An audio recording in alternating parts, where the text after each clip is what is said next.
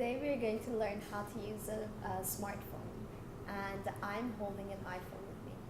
Okay, so first thing I would do when using an iPhone is clicking on the home button to unlock my phone. Now my passcode is 1234, so I'll go ahead and tap 1234, and ta-da! We have an unlocked phone. Square in the bottom of my phone and dial the number that I have in mind to call. So now we are going to learn how to answer a call. When my phone rings, I'm going to pick it up and scroll the screen. Sorry.